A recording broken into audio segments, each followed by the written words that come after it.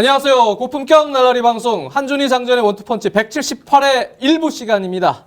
자, 우리 다음 카카오 스포츠 팬들 추석 잘 쉬셨을 것이라고 생각을 합니다만 항상 명절도 없이 고단한 삶을 살고 계신 제 옆에 계신 분, 네, 이번 추석은 어떻게 보내셨습니까? 이번 추석도 평상시와 똑같았습니다. 똑같이 고단하게. 저는 네. 추석이 평일이고 평일이 추석이고 네. 성탄절도 평일이고 평일도 성탄절이고 365일이 공휴일이면서 동시에 또 평일인 네. 그런 삶을 살고 있습니다. 백수 같기도 하고 네. 아예 휴일이 없는 분 같기도 하고 좀 헷갈립니다. 한참 이렇게 고단한 삶을 계속 이어가고 계시는데 문득 좀 떠나고 싶은 생각도 있을 것 같습니다. 한 달 정도 어디 떠나고 싶은 생각? 저를 한 달 동안 좀 떠나 네. 보내주세요. 장 의원님이 빨리 성공을 하셔가지고 네. 저를 좀 떠나갈 수 있게 좀 밀어주세요. 좀만 기다리세요. 제가 요새 계속 로또를 사고 있습니다. 네. 좀만 기다리시면 제가 거기서 한 10% 드리겠습니다. 10%만 떼어드리면 한 달 시컷 놀다 오십니다. 제가 약속했습니다. 5천 원짜리 되면 500원이라도 주세요. 그건 안 돼요. 네.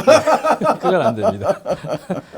자, 어쨌든 간에 이거 연휴 갔다 와도 사실 제 친구들도 명절 때 고향 갔다 온 친구들 더 피곤하다 그러더라고요. 차도 막히고 운전하고 피곤합니다. 삶 자체가 고단한데 그래도 우리 스포츠 좋아하시는 분들 이 고단한 삶을 조금 해결해 줄 수 있는 게 스포츠를 통해서 네, 자신이 좋아하는 팀, 응원하는 팀이 또 이기면 또 조금 스트레스가 풀리고 그럴 텐데요. 자, 우리 대표팀, 네, 아주 좋은 소식을 계속 들려주고 있는 슈틸케오인데 다음 주 목요일 밤에는 2차에서 아주 중요한 쿠웨이트 원정이 있습니다. 그래서 이제 명단 일단 발표가 됐고, 그리고 또 이번 주말에는 스플릿 라운드 상하위가 나눠지기 직전의 마지막 라운드 33라운드가 펼쳐집니다. 이제 이 33라운드를 통해서 완전히 1위부터 6위의 상위 스플릿과 7위부터 12위까지의 하위 스플릿이 결정이 됩니다. 그래서 오늘 이 두 가지 주제를 가지고 간단히 한번 한 의원님과 얘기를 해보겠습니다. 이 두 가지 주제가요. 어떻게 보면 K리그 클래식에서 가장 중요한 날, 그리고 우리 지금 아시아 월드컵 예선에서 일단 지금 예선 단계에서는 쿠웨이트 원정이 가장 중요하지 않습니까? 그렇죠. 네. 그러니까 두 가지 가장 중요한 것이 지금 겹쳐 있다 이렇게 보면 될 것 같습니다. 그렇습니다. 정말 중요하고 2차 예선의 가장 강팀이 쿠웨이트인데 이번에 원정이란 얘기죠. 그래서 이 경기의 승패 여부가 상당히 중요해졌습니다. 일단 명단이 발표가 됐습니다. 깜짝 발탁은 크게 없습니다. 전에 뽑았다가 다시 불러온 지동원 선수나 몇몇 변화가 있습니다만 없는데 지금 문제가 생긴 것이 오른쪽 윙어인 이청용 선수가 이번에 들어오질 못합니다. 부상이 발생이 됐고 손흥민 선수까지 지금 발바닥 부상을 당하면서 이번에 합류가 지금 힘들어졌습니다. 그래서 예비 명단 선수 중에 한 명 정도는 수혈을 해야 되는 이런 상황이 되는데 일단 기본적으로 선발된 라인업들을 한번 살펴보겠습니다. 네. 권순태 키퍼가 이번 다시 선발이 되면서 키퍼는 김승규 선수의 정성용 선수가 다시 복귀를 했죠. 네. 네, 그리고 권순태 키퍼가 이번에도 신뢰를 받으면서 3명 체제가 됐고 왼쪽 수비에 김진수와 박주호 선수가 선발이 됐습니다. 그리고 센터백에 김영권, 홍정호의 곽태희, 김기희. 그리고 오른쪽에 지난번 오른쪽 수비수로 출장했던 장현수 선수 이번에 선발이 됐고 김창수 선수가 다시 오랜만에 또 다시 발탁이 됐습니다. 허리라인에는 정우영 선수와 한국영 선수를 중심으로 기성용 선수가 역시 발탁이 됐고요. 그리고 구자철과 권창훈, 남태희 공격형 미드필더들이 모두 발탁이 된 데다가 이재성 선수 역시 K리거 중에 구자철 선수와 함께 계속 신뢰를 받고 있습니다. 그리고 공격진에 석현준 선수가 지금 이장엽 선수가 계속 들어오질 못하고 있는 상황이기 때문에 석현준 선수가 이제는 조금 역할을 해줘야 되는 상황에서 역시 석현준 선수의 파트너로 지동원 선수와 황의조 선수가 있는데 황의조 선수는 또 약간 미드필더처럼 분류를 또 이번에 명단에서 해놨더라고요. 게다가 지금 손흥민 선수까지 부상이면 황의조 선수는 더더욱 아마 측면 기용 가능성이 높아지는 거죠. 그렇습니다. 네, 이런 상황에서 전체적인 라인업 구성을 한번 살펴보면 글쎄요, 지동원 선수 같은 경우는 최근에 아우크스부르크 소속팀에서 출장 시간을 조금 이제 부여받으면서 아마 그런 부분 이제 경기 감각도 올라오고 어느 정도 또 지켜볼 수 있는 시간이 필요하겠다 해서 들어간 것 같고 빠진 선수들 예비 명단을 보면은 김신욱 선수가 지금 예비 명단에 있거든요. 네. 그리고 김민우, 김승대, 홍철, 수비진에 임창우, 김주영 선수가 있습니다. 김신욱 선수를 계속 이번에도 선발하지 않은 이유 글쎄요. 지동원 선수와 고민을 좀 했다고 하는데 개인적으로 볼 때는 전체적인 슈틸케 감독의 이 색깔이 아무래도 전방 압박부터 기동력을 많이 요구하고 네. 많은 활동량을 요하는 축구에서 지동원 선수가 그 색깔에 좀 맞았다. 이렇게 볼 수도 있겠네요. 전체적으로 지동원 선수를 뽑을 수 있으면 김신욱 선수는 한 번 더 조금 유보를 하겠다라는 그런 생각이 좀 있는 것 같고, 김신욱 선수를 활용하는 데 있어서의 슈틸리케 감독도 약간의 까다로움은 지금 조금 느끼고 있는 기색이 어느 정도는 감지가 됩니다. 그렇습니다. 그런 상황에서 일단은 활동량이 풍부한 석현준, 지동원, 황의조. 네. 물론 뭐 지동원 선수나 황의조 선수는 왼쪽 윙포워드도 볼 수가 있는 뭐 그런 다재다능함을 가지고 있는데 약간의 걱정거리라면 만약에 이제 지금 이청용과 손흥민 선수가 나오질 못한 상황에서 네. 예비 명단에 있는 선수를 지금 불러들이지 않았다. 현재 가용 자원에서 본다면은 뭐 예를 들어서 김진수나 뭐 김영권, 홍정우, 뭐 장현수 이러한 수비 라인에 정우영과 뭐 기성용 또는 권창훈, 네. 이재성 그리고 레바논전처럼 뭐 구자철 선수가 이 왼쪽 미드필더 역할을 맡으면서 석현준이 들어갔다. 이렇게 쳐도 한 두 가지 정도가 약간 걱정거리가 있습니다. 하나는 역시 체력적인 부분. 최근 황의조와 이재성 선수가 리그에서 뛰는 것 보면은 체력이 좀 많이 떨어져 있거든요. 네, 그 말씀이 맞습니다. 네. 그러니까 황의조 선수는 성남에서 한 시즌 동안 정말 많은 거를 했고요. 그렇죠. 네. 이재성 선수도 정말 다른 또 뭐 선배 선수들 이런 선수들 목까지 정말 많이 커버해주면서 많이 뛰었습니다. 그래서 황의조 선수, 이재성 선수는 소속팀에서의 한 시즌 상황을 돌이켜보면 이 선수들은 지금쯤 사실 엔진이 좀 떨어지지 않기가 어려울 정도라고 보여져요. 그래서 만약에 그래서 그렇죠. 네. 이재성 선수도 굉장히 이청용 선수가 없으면 중요한 몫을 해야 되는데 이재성 선수의 체력이 과연 어느 정도 될 거냐. 그리고 이쪽에 예를 들어 구자철 선수를 세웠을 적에 구자철 선수가 아무래도 정통 와이드한 플레이 이거는 아니니까요. 스타일은 아니기 때문에 여기서 권창훈 선수와 물론 위치를 바꿔가면서 뛸 수도 있겠습니다만 권창훈 선수 역시도 전문적인 또 와이드 플레이어는 아니거든요. 네. 예, 그렇게 보자면 결국은 만약에 구자철 선수 이쪽이 측면에서 잘 듣지 않을 때는 그러니까요. 이제 황의조 선수가 네. 또 나와줘야 되는데 황의조 선수 역시도 지금 최근에 아주 성남에서의 체력은 그렇게 좋아 보이진 않습니다. 그렇습니다. 물론 수석 연휴 기간을 맞물려서 지금 휴식 기간이 좀 있었기 때문에 이때 어느 정도 몸을 좀 많이 끌어올려 놨는지는 모르겠습니다. 이 기대를 하는 요소는 분명히 있습니다. 근데 주말에 리그 치러야 되고 그리고 이제 대표팀 경기까지 소화를 해야 된다면 많이 떨어져 있는 체력을 단숨에 끌어올리기가 쉽지 않다. 예를 들어서 구자철 선수 라인이 말을 듣지 않았을 때 측면 윙포드로 나설 수 있는 대체 자원. 네, 이런 선수들이 이제 황의조 선수가 약간의 폼이 떨어져 있다면 조금 걱정거리가 되는데 그런 차원에서는 예비 명단에 있어서 일단 손흥민 선수가 지금 빠진 상황이기 때문에 한 명 정도는 추가로 들어와야 되지 않나라는 생각입니다. 그래서 저희 녹화 지금 기준 시간으로 봤을 때 예비 명단을 아직 선발했다는 보도는 듣지를 못한 상황인데요. 근데 이제 만약에 예비 명단을 부르지 않더라도 뭐 방법이 전혀 없는 것 같진 않아요. 그러니까 예를 들어서 지금 김진수, 박주호 선수가 같이 선발이 됐기 때문에 김진수 선수가 수비 들어오고 박주호 선수를 예를 들어 여기 놓는다든가 그 방법은 저는 네. 충분히 가능할 그렇죠? 것 같거든요. 그리고 이제 뭐 안 될 때는 뭐 남태희 선수 카드도 있기 때문에 네. 그럴 경우에 또 선수들의 남태희 선수가 들어가면서 좀 위치 변경을 통해서 또 왼쪽을 메우는 방법이 있고 제가 봤을 때는 가장 좋아 보이는 거는 김진수, 박주호 선수 같이 기용하는 거 아닌가라는 그것도 생각은 괜찮은 있습니다. 생각인 것 같습니다. 박주호 선수를 같이 기용해도 박주호 선수도 저 유로파리그 경기에서 네. 골과 어시스트도 기록을 그렇습니다. 했죠. 물론 이제 여기에서 주로 뛰어서 그것이 얻어진 것은 아니고 중앙 쪽을 좀 겸하는 미드필더였고 또 후반에는 또 측면 수비로 변신을 했습니다만 어찌됐건 박주호 선수의 또 최근 경기력으로 봐서는 측면 미드필더 놔도 괜찮지 않을까라는 생각을 합니다. 그렇습니다. 어찌됐든 어떤 조합이 됐든 껴 맞출 수는 있습니다. 네. 그리고 이제 그 가능성에 대해서도 긍정적으로 볼 수도 있는데 아무래도 불안 요소는 좀 확실한 득점을 해줄 수 있는 그런 유형의 선수가 좀 줄어들었다.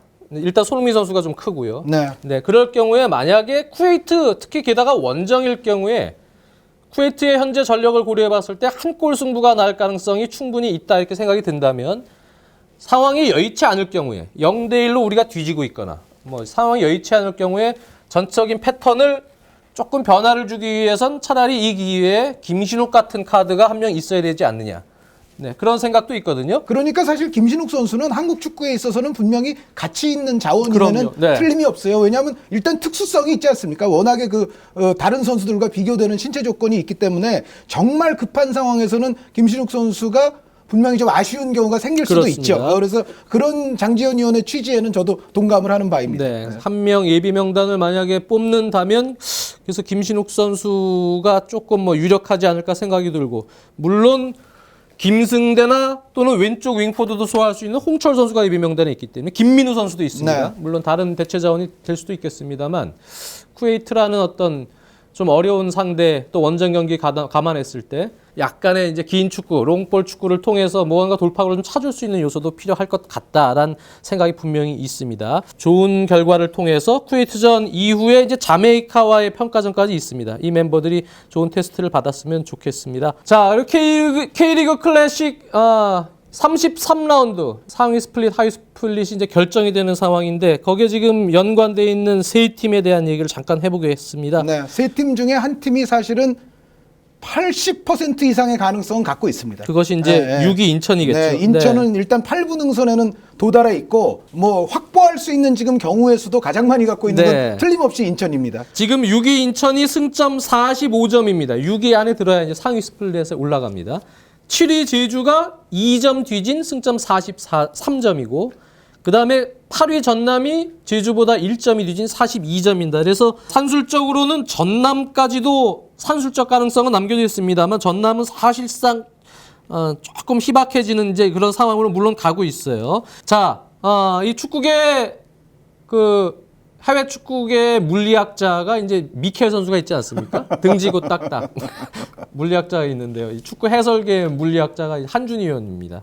아주 논리적이고 네, 또 수학에도 능한 한 의원님이 경우의 수를 조사를 해왔습니다. 경우의 수가 크게 6가지가 있습니다. 네. 인천은 33라운드 성남 원정에서 승리를 거두면 무조건 자력 6강 확정. 네. 인천은 그렇죠. 이기면 그냥 무조건 올라가는 자력으로 거죠. 아주 네. 깨끗하게 그냥 거기서 끝나는 겁니다. 승점상으로 뭐 아무도 따라올 수가 없어요. 두 번째, 인천은 비기는 경우나 이제 패하는 경우도 가능한 경우가 있어요. 네. 근데 먼저 인천이 비기는 경우를 말씀드리겠습니다. 인천이 성남 원정에서 비기고 제주가 전북에게 승리하더라도 제주가 전북을 3골 차 이상으로 꺾지 못하는 한에 한해서 네. 인천은 6강에 갈 수 있습니다. 네. 그거는 지금 인천이 골 득실 면에서 제주에게는 3골이 앞서 있고요. 네. 전남에게는 5골이 앞서 있어요. 네. 그런데 이제 문제는 뭐냐면 승점에 나중에 골 득실까지 같아지면 그 다음에는 다득점이잖아요. 근데 다득점에서는 인천이 가장 적어요. 네. 제주와는 17골의 넘사벽의 차이가 있고 전남보다도 7골이 인천이 적습니다. 그러니까 이런 거예요. 제주는 전체적으로 3골 차 이상으로만 이겨놓으면 되네요. 인천이 비긴다는 전제하에. 그렇죠. 네. 그러니까 인천 입장에서는 어찌됐건 승점으로 이기거나 혹은 골 득실이 지금 가장 유리하기 때문에 그걸로 이기면 되는데 만약에 승점 골 득실이 같아지는 경우가 다른 팀과 발생하게 됐을 때는 인천은 그 다음에는 네. 다득점에서는 밀린다는 거예요. 이것을 이제 기본 전제로 깔아놓고 말씀을 드리자면 인천이 비기고 제주가 승리하더라도 제주가 전북을 3골 차 이상으로 꺾지 된다. 못하는 한에서는 인천이 갈 수 있다는 거예요. 네. 그리고 이제 세 번째, 인천은 패하는 경우에도 자력은 아니지만 되긴 되는 경우가 있습니다. 인천이 성남에게 패하고도 6강에 진입할 수 있는 상황을 말씀을 드리자면 제주가 전북을 이기지 못하는 동시에 전남이 서울에게 승리를 하더라도 인천과의 득실차를 극복하지 못하는 승리에 그칠 경우 네. 인천은 패해도 6강에 갈 수가 그렇죠. 있습니다. 득실차가 근데 전남하고 인천이 또 차이가 나죠. 네, 그러니까 5골의 차이가 나니까 네. 이제 이런 경우예요. 그러니까 예를 들어서 인천이 졌어요. 제주도 예를 들어 뭐 전북에게 졌다고 치면 그럼 여기서 이제 인천과 전남의 승부가 걸릴 수가 있는데 인천이 예를 들어 성남에게 1골 차로 지면 전남 같은 경우는 서울을 4골 차로 이기면 되는 겁니다. 네.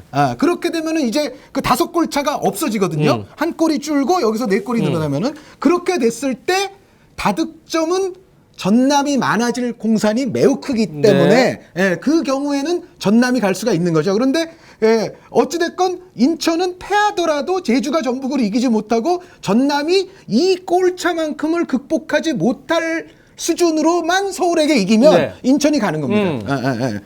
그게 말이 어려운가요? 아니 그거 지금 잘 따라 들으면은 네, 고시 공부하듯이 지금 그거 다 외우면요.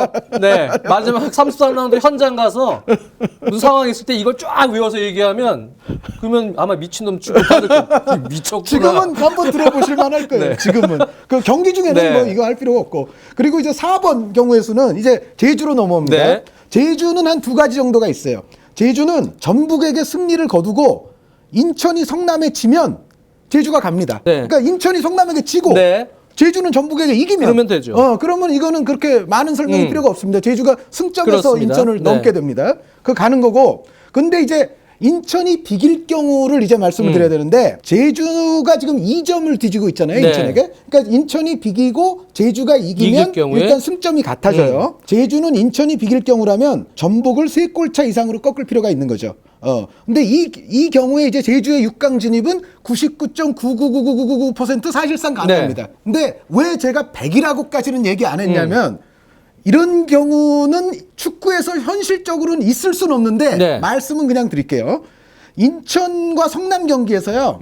만약에 20대 20의 무승부가 나오거나 네. 뭐 아니면 뭐 21대 21의 무승부가 나온다고 치면 그러니까 인천이 성남전에서 20골 이상을 득점하면서 무승부를 거두는 엽기적 상황이 발생할 때 네. 그때는 골 득실 다득점을 제주가 따져봐야 됩니다. 그러니까 네. 지금 현재로서는 제주가 인천보다 골을 17골 많이 넣어놨어요. 근데 예를 들어 제주가 전북을 3골 차로 이기고 인천이 20대 20으로 성남과 비기면 그때는 알겠어요. 무슨 얘기인지 아시겠죠? 네. 그 다득점이 같아지는 그 거죠. 얘기까지는 경기장 가서 하시면 안 돼요. 그러니까 그러면 진짜 미친놈. 이건 그러니까 미친거 아니에요. 이건 거의 없는 거니까. 이건 거의 없는 근데 산술적 거니까. 가능성은 저 물리학자로서 존재하는 거 아닙니까? 그렇죠. 0점. 가능성이 없는 건 네. 아니에요. 이거 가능성이 없는 건 아닌데 어쨌든 없는 거라고 보면 인천이 비길 경우에 대비해서 제주는 전북을 3골 차 이상으로 꺾어야 네. 된다. 그 경우에는 제주가 갈 수 있다는 네. 거죠. 그럼 마지막 전남은 아까 잠시 말씀을 드렸습니다만 희박하죠.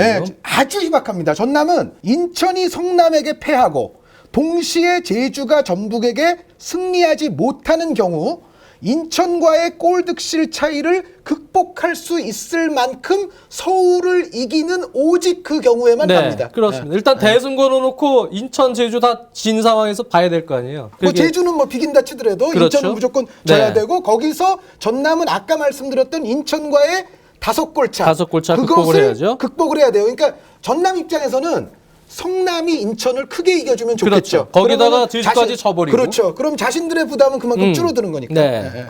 5가지 상황을 쫙 경기장 가서 이렇게 보다가 동시간대 야 지금 제주가 이기고 있어. 그럴 때 그럼 어떻게 되는 거야? 이러는데 쫙 읊으면은 읊다가 다 지나갈 거예요 경기. 네, 읊다가 아마 좀 듣다가 이러고 무시할 것 같습니다. 친구가 이상한 녀석이네. 이러고 그런 거 왜 외우고 다니까. 자 상하이 스플릿이 사실 지금 하이 스플릿 떨어져도 이 제주 선남은 강등은 면했습니다 이미. 네, 그렇죠. 현실적으로 그랬기 때문에. 사실 다른 때보다는 조금 동기부여가 좀 떨어져 그런 재미로 보는 동기부여는 떨어져 있습니다. 근데 다만 상위에 가고 하위에 내려간다는 거는 그럼요. 이거는 중요하죠. 넘을 수 없는 다리, 네. 돌아오지 못하는 강을 건너는 맞습니다. 거예요. 그러니까 남은 5라운드를 정말 그래도 흥미있게 보내는 길은 역시 상위로 가야 됩니다. 근데 6위 지금 인천 같은 경우에 시즌 초반에 저희가 전망하기로는 야 이게 인천이 이게 올 시즌 버틸 수 있겠냐 선수도 그냥 와 다 바뀌어버리고 김도훈 감독이 또 지휘봉을 이제 새롭게 잡아서 도전하는 잡는 시기도 좀 늦었죠. 다른 구단에 네, 비해서. 그래서 했는데 지금 K리그 최소 실점입니다. 28점. 네.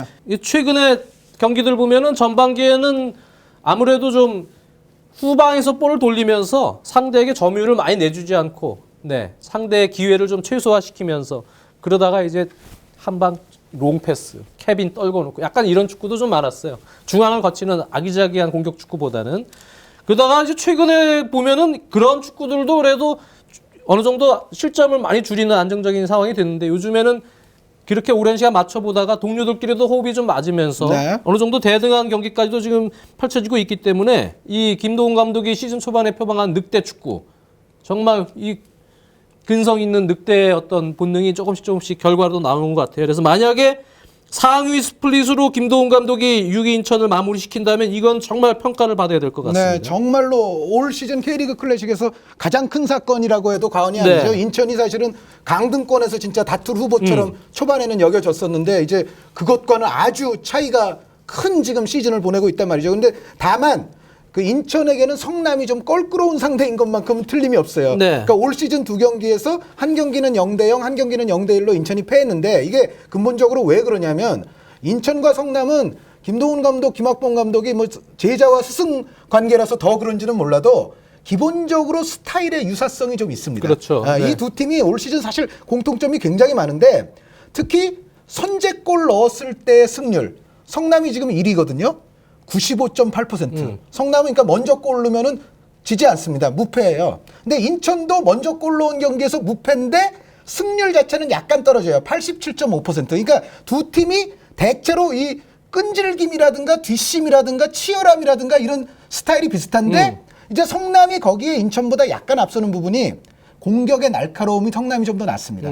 그거는 이제 다들 아시다시피 아까 뭐 대표팀 가야 되는데 체력이 요즘 조금 떨어진 인상이다라는 황의조 선수가 있기는 합니다만 어찌됐건 황의조 선수와 김두현 선수가 특히 올 시즌 전체적으로 한 거를 되돌아보면 이 인천이 갖고 있는 공격보다는 그래도 성남이 조금 더 예리한 맛이 있거든요. 뭔가 공격 창조성도 조금 더 높은 것 같고 이제 그런 부분 때문에 인천은 성남에게 올 시즌 두 경기에서 약간 고전을 하는 거예요. 그러니까 전체적으로 비슷한 스타일인데 득점을 터뜨리거나 도움을 줄 수 있는 능력이 성남 쪽이 조금 낫다는 거죠. 그래서 이 부분을 이제 인천은 이제 최종전에서 극복을 해야만이 자신들이 아주 자력으로 올라갈 수 있는 상황을 네. 만들 수가 있을 겁니다. 근데 지금 성남이 이 경기에 수비 라인에 장하경, 김태훈 선수가 네. 경고노적으로 못 나옵니다. 그게 좀 그래서 큽니다, 성남이. 네. 장석원이나 심우현 같은 선수들이 대체로 뭐 지금 나와야 될 것 같은 상황인데 다행히 김두현 선수는 이번 경기쯤에는 이제 선발로 나올 가능성이 높겠죠. 네. 어느 정도 회복이 이제 다 된 것 같습니다. 거기에 뭐 지난번 서울전처럼 박용지 선수의 아주 우와 올 시즌 거의 최고의 골 아닙니까? 시즌의 골 후보죠. 네. 박용진 선수 골은. 제가 중계하다가 제가 슈퍼 울트라 짱 이랬더라고요. 네, 아주 멋진 골. 그 말씀 종종 가끔 듣는 것 같은데. 그 보통 이제 중계에서. 슈퍼 세이브 할 때, 슈퍼 울트라 짱 세이브네 뭐 이런 하여튼 얘기를 그런 거 하는데 좀 들은 것 같아요. 여러 골 번. 넣을 때는 제가 그런 표현 잘 안 썼는데 아주 멋진 골을 넣었어요. 그래서 성남전을 어떻게 인천이 극복하느냐 문제인데 그날 경기만큼은 인천도 성남이 수비진의 공백이 좀 있기 때문에 수비적인 축구보다는 좀 공격적으로 한번 네네. 승부를 걸어봤으면 하는 이제 바람이 있고요.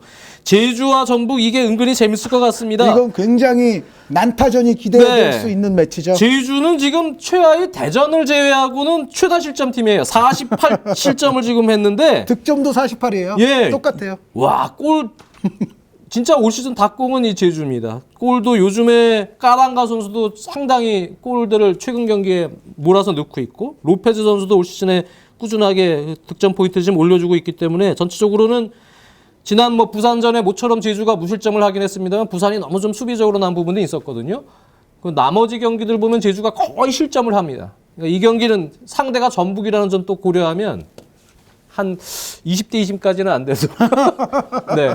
뭐 4대 3, 뭐 5대 3 이런 경기도 가능할 수 있을 것 근데 같습니다. 제주 입장에서는 아까 말씀드렸듯이 3골차 이상 해야 좀 더 좋기 그러니까요. 때문에 더 공격적으로 나설 제주는 가능성이 있죠. 공격적으로 무게중심을 그쪽에 둘 수밖에 없는데 일단 제주에 그래도 희망이 있는 거는 까랑가 선수가 9월에 4경기에서 5골을 터뜨렸어요. 네. 까랑가 선수 요즘 뭐 아주 좋습니다. 부상 떨쳐낸 이후에 아주 재기량이 지금 나오고 있고 송진영 선수가 최근 6경기에서 6개 공격 포인트고 윤빛가람 선수도 최근 5경기 동안 4개의 공격 포인트입니다. 네. 그래서 지금 여기에 기본적으로 현재 공격 포인트 리그 전체 공동 1위인 로페즈 선수가 있지 않습니까? 그래서 로페즈, 까랑가, 송진영, 윤빛가람 뭐 제주의 판타스틱 4라고 볼 수가 있는데 이들의 결국은 공격 화력에 제주의 운명이 달려있다. 근데 문제는 뭐냐면 제주가 올 시즌 전북에게 2경기에서 0대1, 0대3으로 졌어요. 그런데 그 내용들을 한번 이제 되짚어보면 통상 전북의 빠른 역습에 당하거나 세트 플레이에 당하거나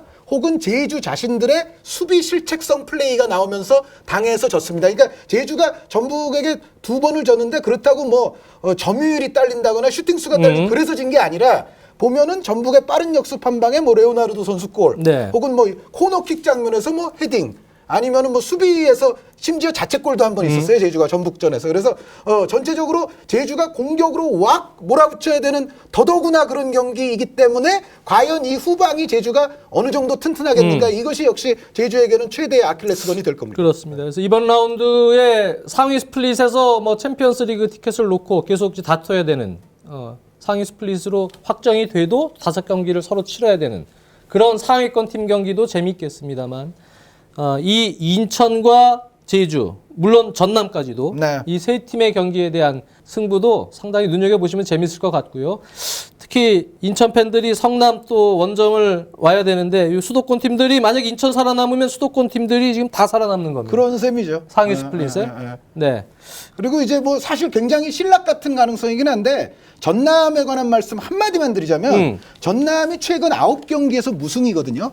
9경기에서 지금 5무 4패인데 네. 이게 뭐하고 딱 일치가 되느냐 하면은 7월 26일까지 오르시아 선수가 14경기 동안 15개 공격 포인트를 올렸어요. 근데 7월 26일 이후부터 벌어진 8월부터 벌어진 9경기에서 네. 전남이 지금 9경기 무승 행진입니다. 네. 근데 이 9경기 동안에 오르시아 선수 공격 포인트가 딱 1개예요. 네. 오르샤의 활약 여부에 달려있군요. 그리고 스테보의 공격 포인트도 요 9경기 동안 3개밖에 없습니다. 그런데 전남이 정말 잘 되던 시절을 돌이켜보면 오르샤와 스테보가 동시에 공격 포인트 올린 경기가 5경기가 있었거든요.